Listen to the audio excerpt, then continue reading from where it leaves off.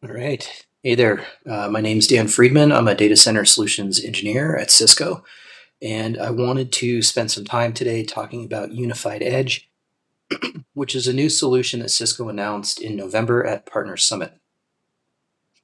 So I've been following this presentation format, starting with AI pods, I think, or maybe it was Cisco Secure AI Factory. I can't remember. But in any case, the key messaging that you see down at the bottom half of this slide is going to serve as the table of contents for the rest of the presentation. Okay, so as I mentioned, we're going to be talking about Cisco Unified Edge, and its key purpose in one sentence is AI-ready edge infrastructure centrally managed via policy. And so as we talk through the presentation, we're going to be explaining exactly what we feel all of that means. Unified Edge was built to address the concerns of businesses that have many distributed locations, such as those shown next to the focus verticals at the top. But Unified Edge isn't restricted to these verticals, and it could be deployed wherever it's needed. So again, this slide contains the key value propositions and key messaging behind Unified Edge.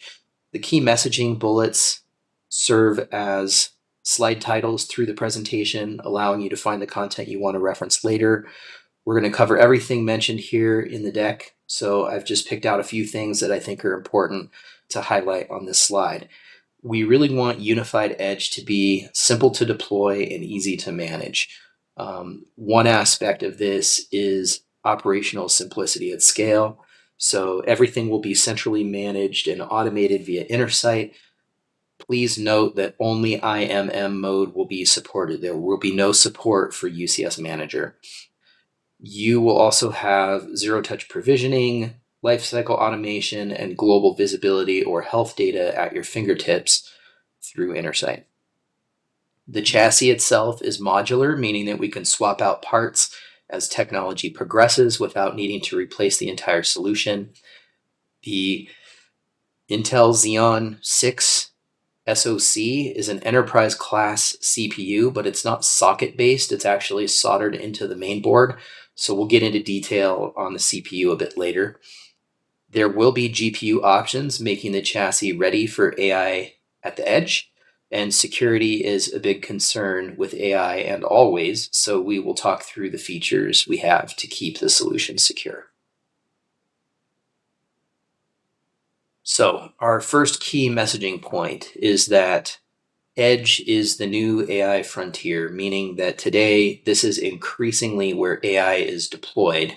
So very simply, if we look at number one on the left, a data center is a central location with lots of servers, applications, data processing, and data storage happening there. And if we look at number three on the far right, these are different types of endpoints that generate data, which traditionally would need to make its way all the way back to the data center for processing. But if we look at number two in the middle, and we sandwich some kind of compute processing capability in between the endpoints and the data center, i.e. edge computing, then we can achieve multiple benefits. First, the data is aggregated, processed, and stored closer to the endpoints that are generating the data, enabling real-time event response.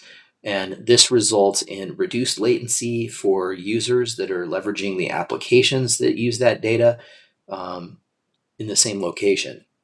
And this also minimizes the bandwidth needed, since we no longer need to send all of that data all the way back to the data center for processing, which is a cost savings. And with Unified Edge, we can provide modern infrastructure that is AI ready. So to sort of further that conversation, in this slide, we show the core data center location with shared resources on the left and remote users of applications residing in that data center on the right. And that's true if we basically ignore everything else in the slide. But as mentioned on the previous slide, edge computing can be sandwiched somewhere in the middle. And the question then is where, because there's multiple possibilities. So near edge refers to locations that are closer to the core data center, such as service provider networks. And far edge refers to locations that are further from the core data center, such as last mile or user or branch networks, which have dedicated resources. Service provider networks tend to provide data transport infrastructure, whereas last mile or user or branch networks tend to have a lot of individual users and endpoints and sensors or other devices that generate data. So the location closest to the data being generated in this case are not the service provider networks, but the last mile or user or branch networks. And that's where we want to place our edge computing solution. So you'll see that I've highlighted this in the orange box, which is the sweet spot of where Unified Edge operates. If you look at the orange arrow at the bottom and consider users or devices on the right trying to access compute resources all the way back at the data center, then you can imagine the latency being significantly higher than if those same users or devices were trying to access compute resources located in the orange box, which is in a closer location. So historically, these locations use dedicated resources on premises and perform lighter compute tasks, but in the era of AI, that is changing. Today, this is the area where we see the biggest opportunity and demand for more advanced compute infrastructure. Now, most of you have probably seen something like what I've highlighted in the orange box on this slide, which represents a typical branch location. And a typical branch location needs the following technical components. You will see at the bottom UPS power to protect other technology components against potential temporary power outages. Then there's a router which provides internet or WAN connectivity, sometimes both. Then there's a switch which provides the local network connectivity. Then there might be multiple wireless access points or PoE cameras, sometimes both, depending on the site. And then there's a server for aggregating and processing all of the local data. And then there's the unique software and management interfaces running on each of these unique devices, which are independent from the same running in other locations, right? So you've got this entire stack and it needs to be deployed in many locations. And this becomes complex for customers. You might notice how there are each, separate components, separate cabling. Think of the firmware and the software running on each of these individual components. And now think of that business that has that need to reproduce this exact setup at hundreds or thousands of locations that don't have dedicated IT staff. So the issues that we're facing in this effort are highlighted by the red triangles on the slide. We've got deployment inconsistency across different sites. We've got product incompatibility, referring to all of the separate components or potential incompatibility. Limited technical expertise because we have no IT staff on site. Environmental constraints, potentially referring to extreme temperatures, could be tight areas, dusty locations, etc. We've got operational complexity in terms of maintaining, troubleshooting, and updating the environment without dedicated or educated IT staff. That can be challenging. And with this number of locations, the lack of centralized visibility and configuration drift can increase the risk of problems or errors. So, and then finally, we've got security risks, right? Anyone can pull power or Ethernet cables, remove devices, or otherwise tamper with the setup. So legacy edge infrastructure simply cannot address today's needs or demands. So we decided to build a fundamentally new solution for computing at the edge. Plus, we want or need it to be AI ready so that we can leverage AI's potential. So let's talk about AI's potential and various use cases across industries for a minute. AI is enabling organizations to address their own evolving business needs and is simultaneously fueling explosive enterprise growth in infrastructure. And this shift is being driven by compelling industry-specific use cases that demand real-time processing and immediate insights. So, for instance, in retail, AI is optimizing drive-through experiences, making them faster and more personalized. In manufacturing, AI provides crucial asset visibility and control, enhancing operational efficiency and predictive maintenance. In healthcare, we're seeing the emergence of augmented diagnosis systems that assist medical professionals with critical and timely insights. And in the financial sector, AI is providing invaluable or proving invaluable in the sophisticated detection of financial crime and fraud, protecting assets and ensuring compliance. So why is this happening? There are a few primary drivers pushing compute closer to the data source. Okay. So first, we've got data sovereignty. Many industries require data to remain within specific geographical or organizational boundaries for compliance and security reasons. And so processing at the edge ensures that that can happen. We also have latency considerations. So for real-time applications like autonomous systems, critical healthcare diagnostics, or immediate fraud alerts, every millisecond counts. And so again, processing at the edge drastically reduces latency, enabling instant responses. We've also got bandwidth needs. So processing large volumes of data locally at the edge reduces strain on network bandwidth, making operations more efficient and more cost effective by minimizing data transfer back to a central data center or cloud. All of these requirements are creating a fundamental paradigm shift away from the traditional centralized cloud model towards what we're calling edge AI. And being closer to the actual use case enables faster, more secure, and more efficient AI applications precisely where the data is generated and immediate action is needed.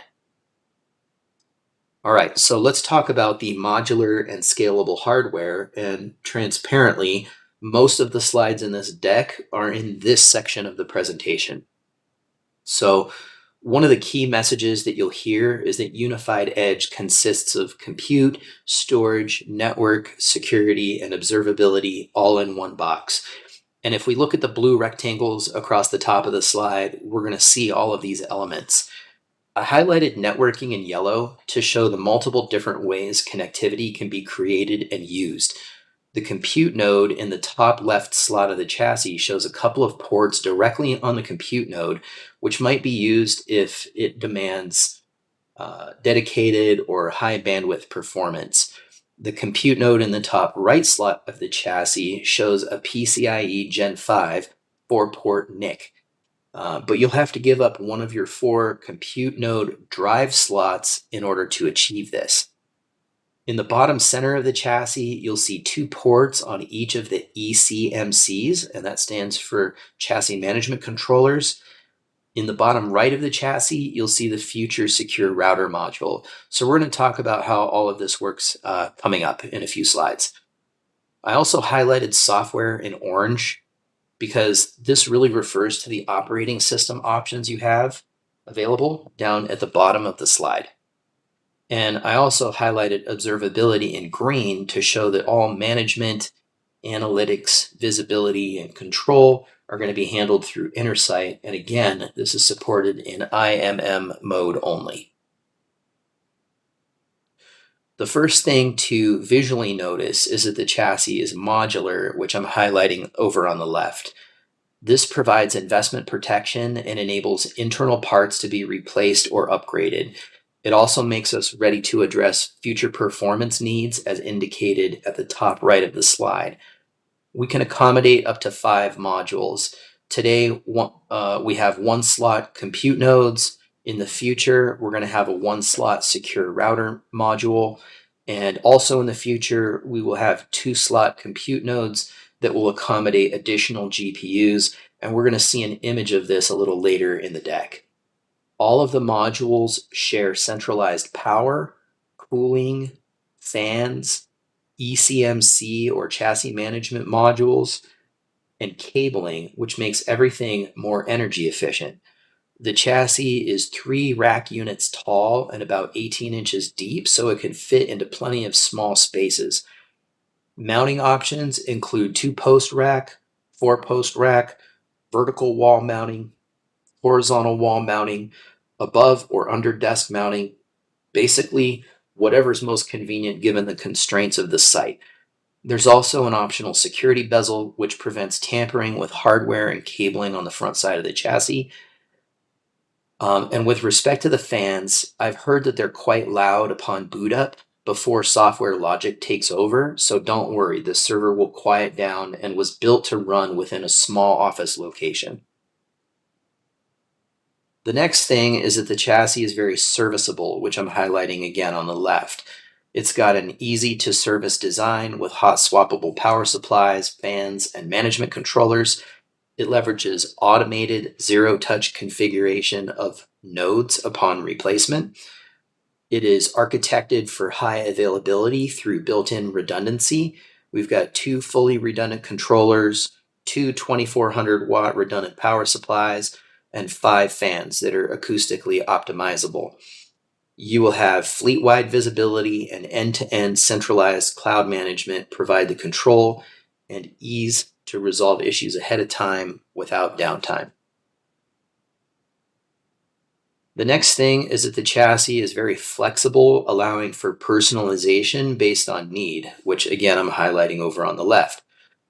In terms of compute node personalization, the UCS XE130C M8 compute node is a powerful, compact, 1-rack unit, half-width compute node. It's engineered around the latest Intel Xeon 6 SoC with P-core processors, offering flexible core counts of 12, 20, or even 32 to meet diverse workload demands. For memory, we can support up to 768 gigs across 8 DIMM slots, utilizing high-capacity 96 gig DIMMs. For specialized tasks, a dedicated half-height, half-length internal Gen 5 PCIe slot is available for an optional 75-watt GPU, such as the NVIDIA N4, which boosts your AI and graphics capabilities.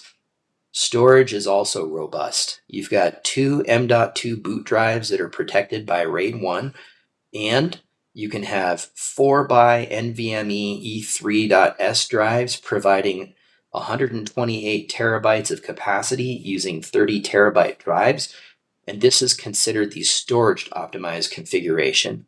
Or, as I mentioned on a previous slide, you can sacrifice one of those drives, leaving 3 NVMe E3.S drives and 1 high-performance PCIe Gen 5 based NIC card. And this would be the I/O optimized configuration. In terms of chassis level personalization, you could choose a mix of compute or networking nodes. From a networking perspective, you can have 0, 1, or 2 secure router modules. Also, the chassis includes integrated 25 gigabit high performance networking to ensure seamless, high speed east-west traffic, enabling incredibly fast node to node communications and robust clustered environments. So here we're showing a close-up of the front of the chassis. On the upper left, we have power and locator buttons along with status LEDs.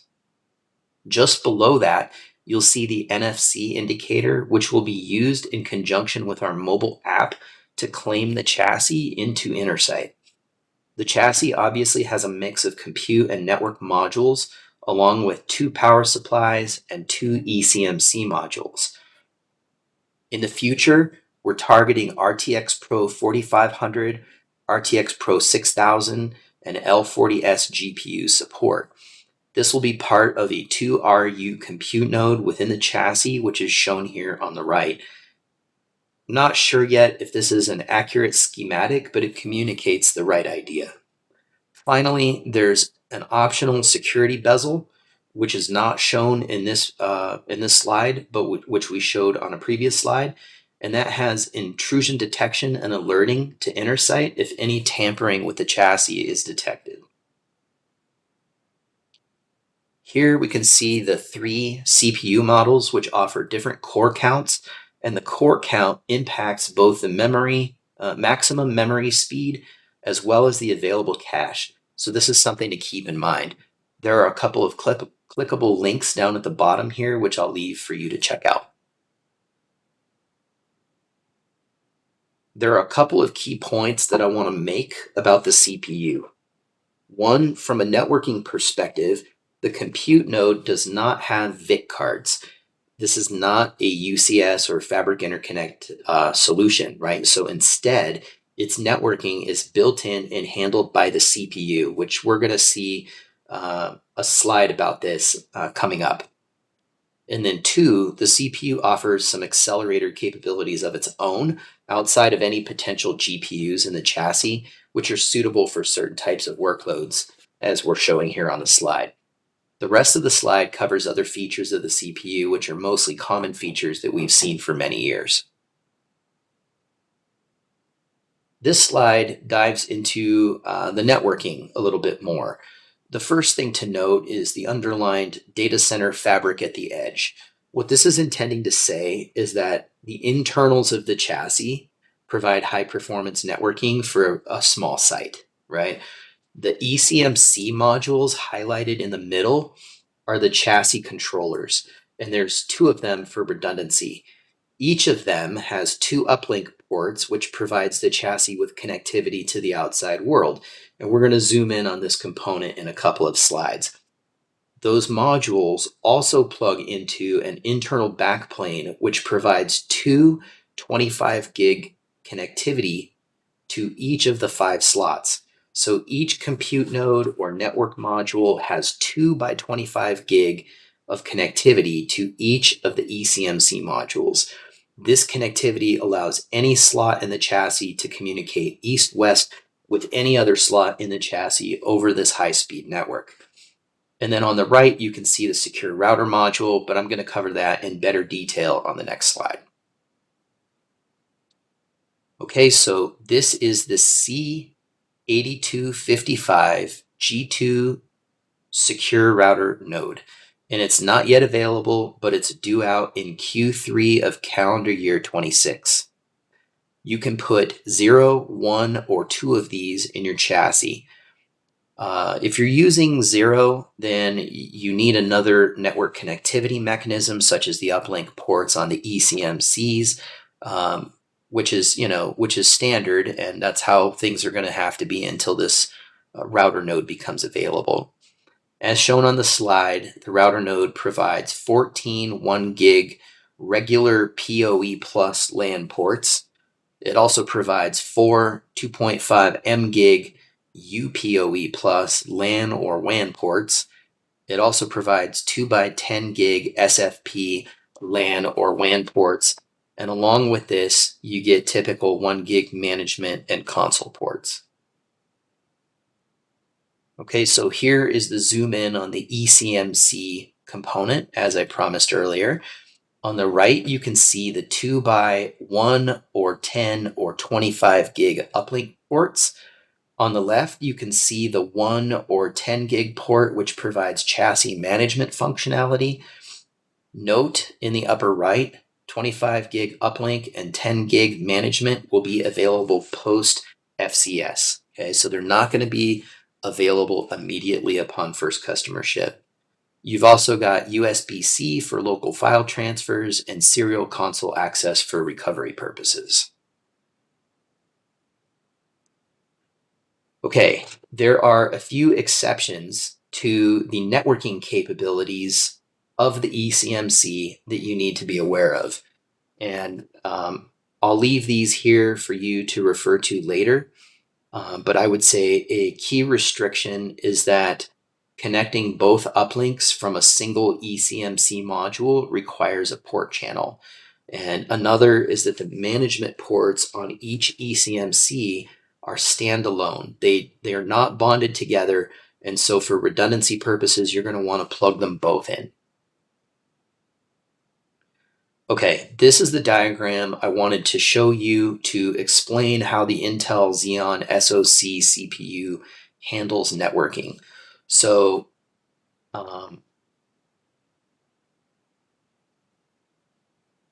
In this first example, we're going to talk about how the compute node talks to the outside world. Okay, I'm going to use this diagram to provide a couple different examples. So the first one is about compute node talking to the outside world. So starting with the compute node shown in the upper right corner, the CPU is the large light blue box there, the Intel Xeon SoC system on chip. Just above that, you're going to see two arrows indicating that the compute node has a choice of which direction to send its network traffic to reach the outside world. It can follow the yellow arrow to the right and out of the two ports on the front face of that individual compute node.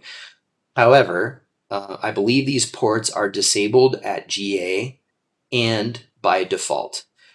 I believe these ports are intended for dedicated bandwidth to a compute node that demands it, and they are for future use. I also think this is not recommended by Cisco, and I believe it overrides the other path. So the second option is to follow the orange arrow to the left. One of the blue 25 gig connections from that compute node goes through the backplane to the 25 gig SoC chip on eCMC A module on the top, and the other goes to the 25 gig SoC chip on the eCMC B on the bottom. And this provides the redundant 25 gig network connectivity that I was talking about for the compute node should one of the eCMC modules fail. Once traffic reaches these modules, then the traffic can flow out of the eCMC uplink ports following the orange arrows to the left. Now, just below the compute node on the upper right is a blue rectangle. It kind of occupies the lower right quadrant of this diagram. What I want you to imagine underneath that rectangle is another compute node in the chassis or a secure router node. So in this second example, we're going to talk about how the compute node talks to another node internally, right? The first example was how the compute node talks external to the chassis. Now we're talking about how it talks internal to the chassis. So the compute node can't follow the yellow arrow to the right because that goes to the outside world. So it's going to have to follow the orange arrow in order to talk to the inside world. We follow the blue 25 gig connections through the backplane to the 25 gig SoC chip on the eCMC modules, just like we did before. From there, I want you to look at the light green arrows. This is where the chip connects the blue 25 gig to the orange 25 gig internal, and these are internal backplane connections. So we follow the orange 25 gig connections down to the secure router module.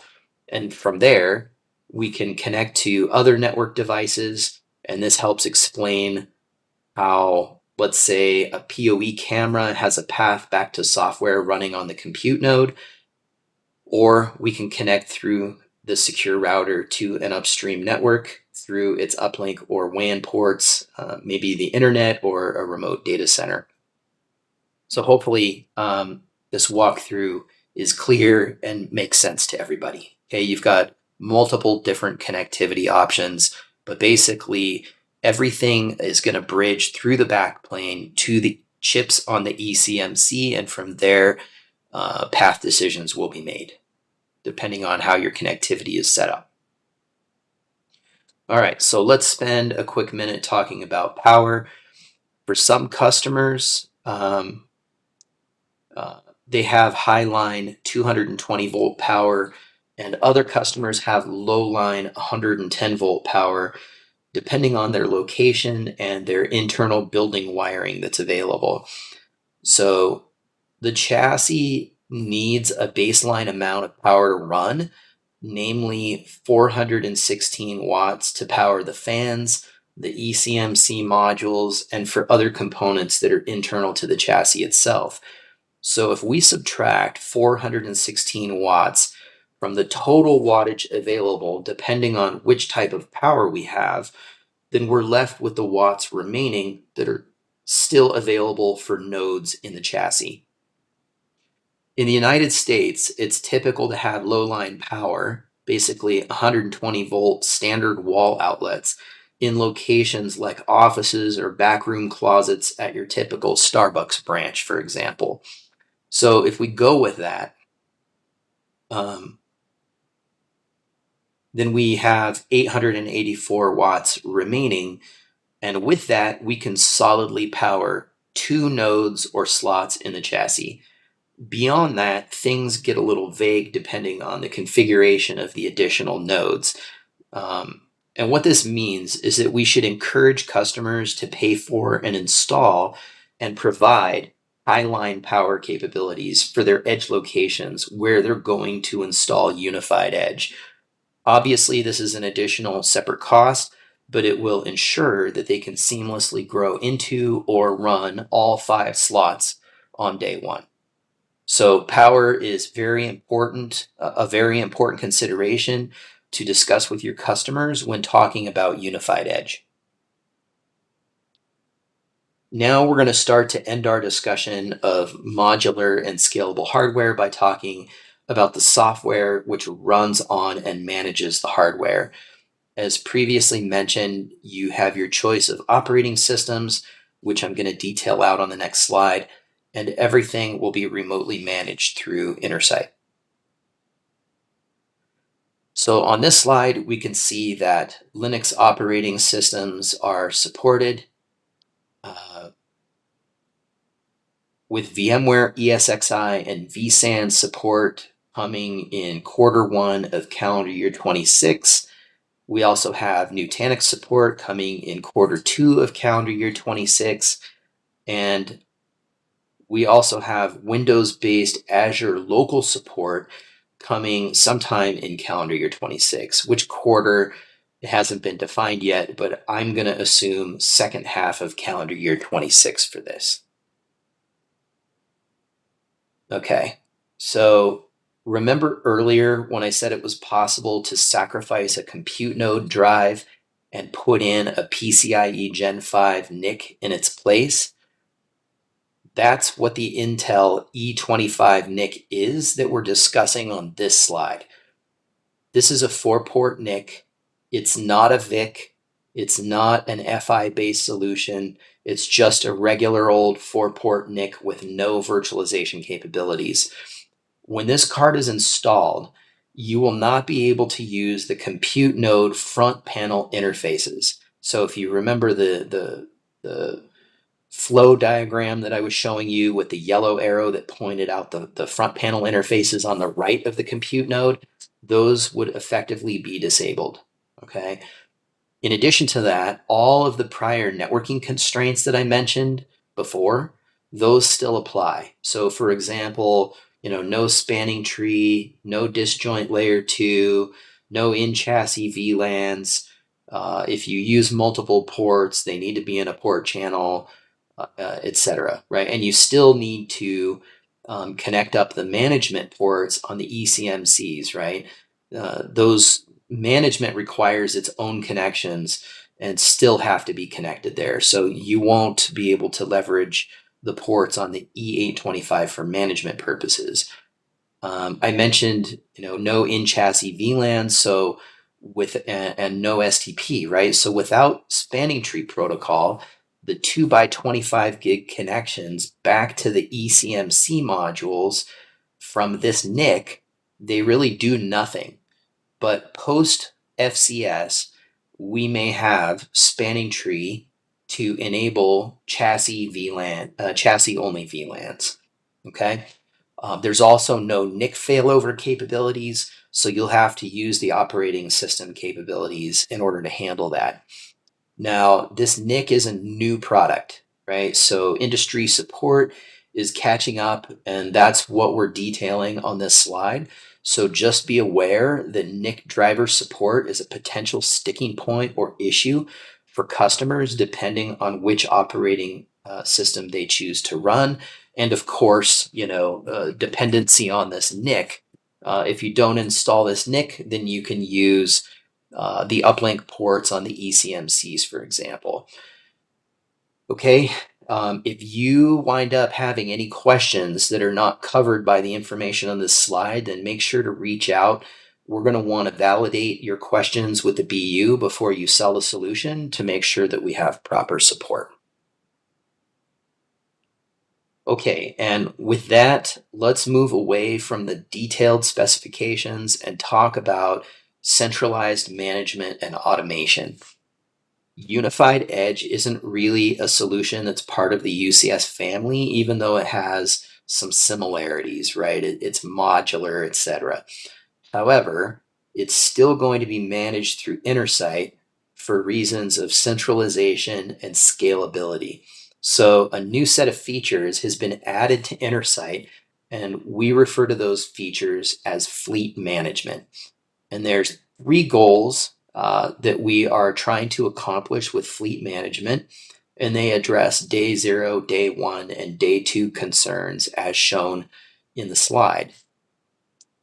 Simplified onboarding and zero-touch provisioning, to me, are day 0 and day 1 issues, meaning they're involved in the preparation for deployment, i.e. the staging of configurations, or they're involved in the actual deployment, i.e. the pushing of those configurations from Intersight down to the actual nodes in the chassis. And then automated lifecycle management and global visualization are day 2 issues, meaning they're involved in the ongoing management or maintenance of the system.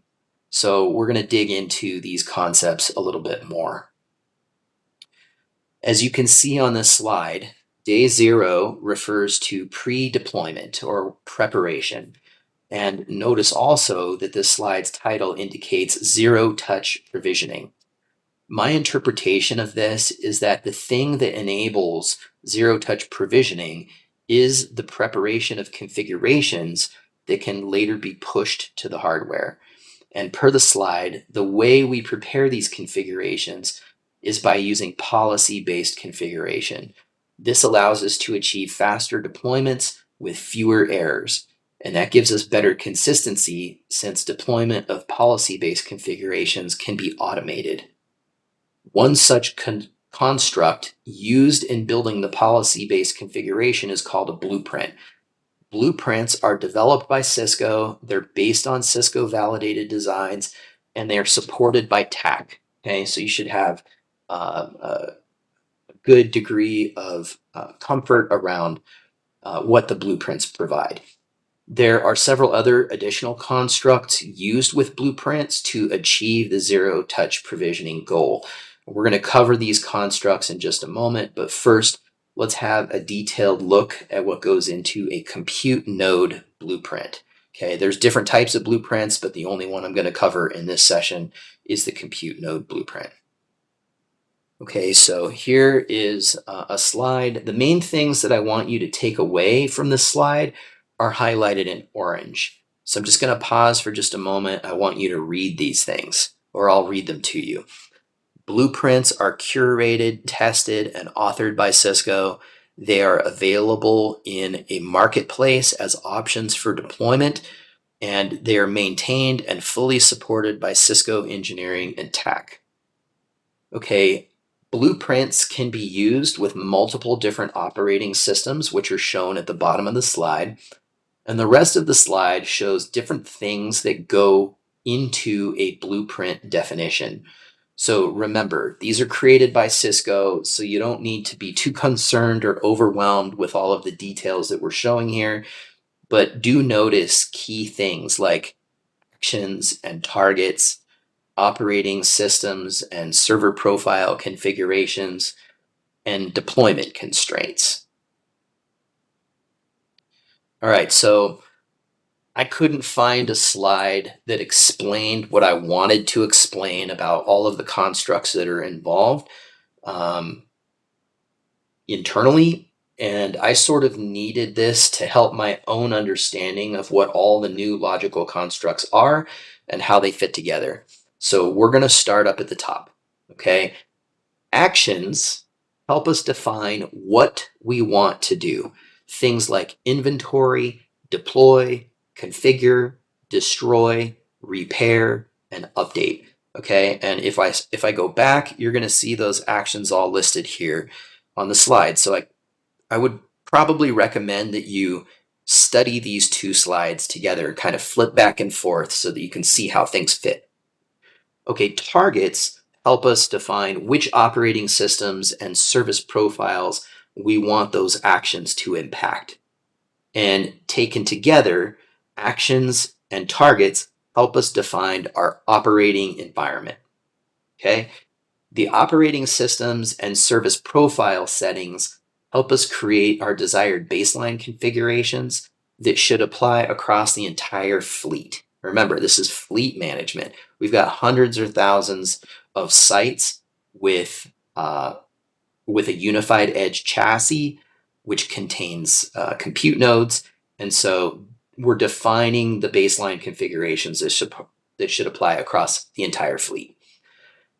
The validators help us define deployment constraints, which helps the system determine what underlying requirements have to be met before deploying configurations to hardware. And when you take all of these things together, these definitions form a blueprint. And so a blueprint is just a logical object created by Cisco and published to a catalog where you, the Unified Edge administrator, can download them. Okay?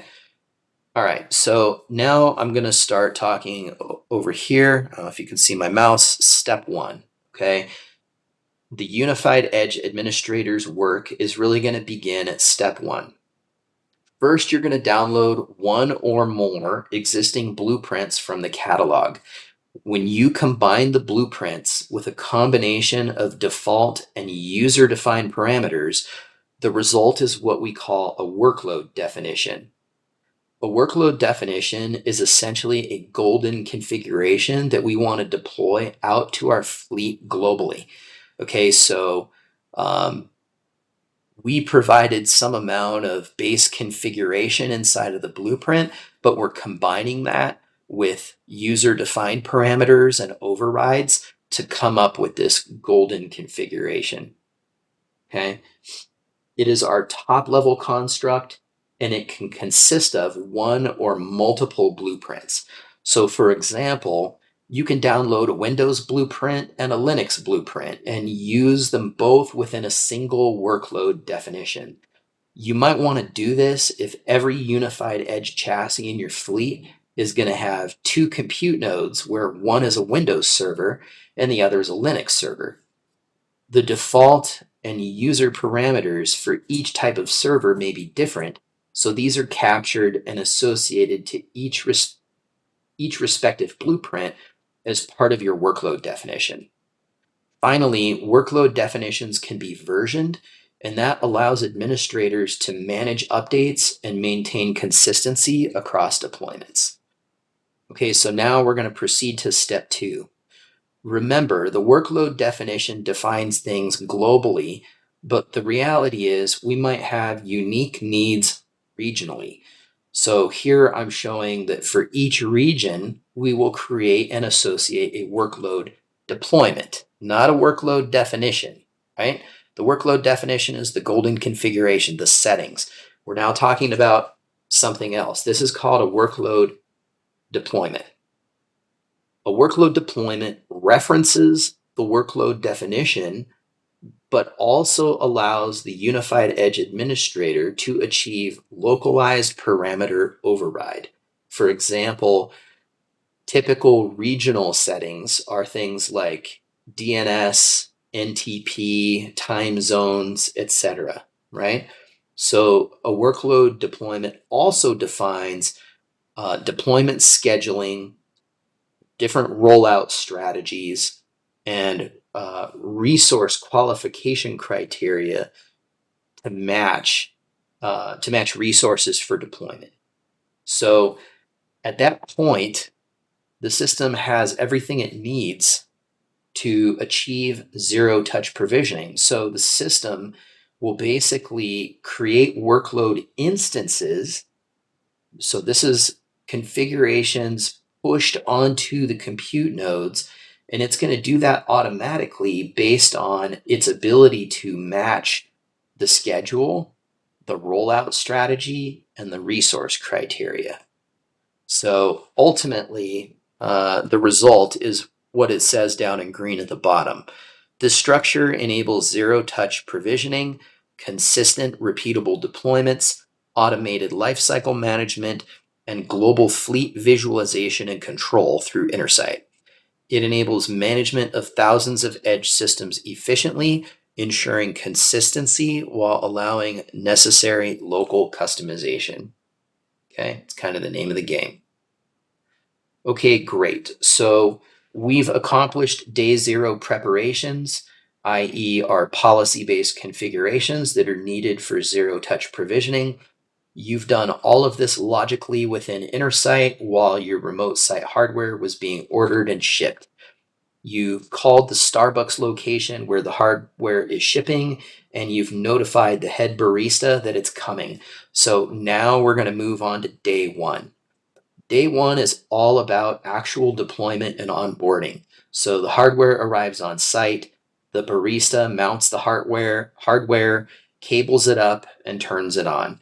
And you've told him to load the Intersight mobile app on his phone, which gives him just enough access to claim the new Unified Edge chassis into Intersight. Okay, he's not going to have access to all Intersight functionality, just enough to claim the Unified Edge chassis. So he holds his phone up to the NFC tag that's built into the chassis, and voila, the chassis is claimed by Intersight. Intersight evaluates the schedule, the rollout strategy, which can be either batch or canary, and resource matching. And if a match is made, then zero-touch provisioning kicks off. This pushes the entire workload definition onto the Unified Edge chassis. So remember, our workload definition consisted of multiple blueprints, one for Windows Server and another for Linux Server. So completely through automation, you've now provisioned these two servers within your Unified Edge chassis at a remote location with zero technical staff. Okay?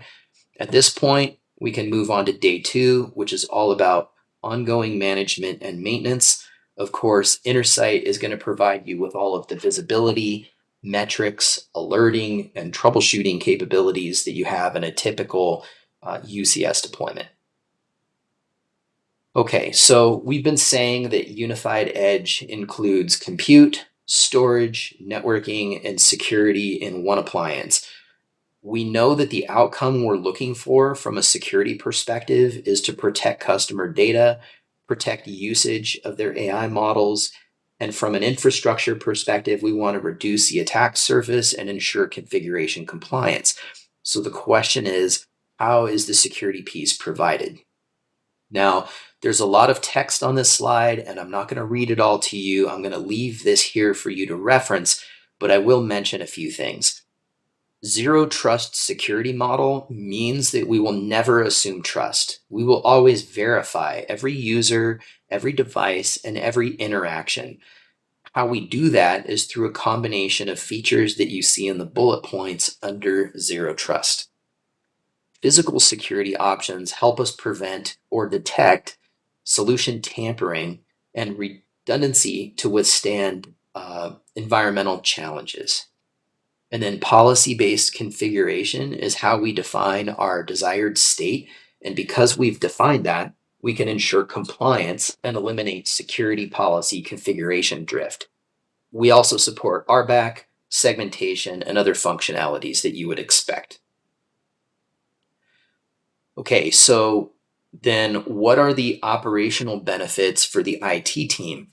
For starters, we already demonstrated that even someone without IT skills can handle basics enough to kick off the zero-touch provisioning process. We also discussed the benefits of policy-based configuration when it comes to enforcing compliance and consistency and eliminating configuration drift. Finally, Intersight provides multiple things. You're going to get global fleet visualization in a unified view with the ability to drill or click down into problems with both server and network context. You're going to get real-time analytics of your installed hardware, your software, and your operational state, backed by AI-powered insights and recommendations.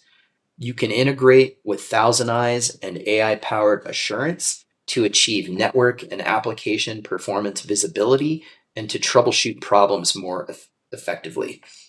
And then you can achieve automated lifecycle management for things like configuration updates, conformance reporting, and automated remediation. Okay, this slide covers partner enablement, and we'll talk about incentives on the next slide. Enablement resources are listed up at the top. These include things like Black Belt, as well as Voice of the Engineer and Partner Success webinars covering unified edge concepts and messaging. So you can click these links and it will take you to those presentations. The Partner Success webinar also has a link to the slide deck from that presentation. Okay, under resources, I've provided clickable links that will take you to some of the most common available documentation, right? The stuff that you would that is typically available and that you would expect from most of our solutions. And then I mentioned incentives we're going to cover here on the next slide. So depending on your partner specialization status, you can achieve front-end discounts between 85 and 88%. Plus, you can get an additional 9% rebate on the back end. This slide is an image, so the links over on the right side aren't clickable. But if you need access to the resources, then just email me and I'll do what I can to help. Okay, so with that, that's all I had planned today to cover Unified Edge. I hope you find this helpful, and thank you for watching.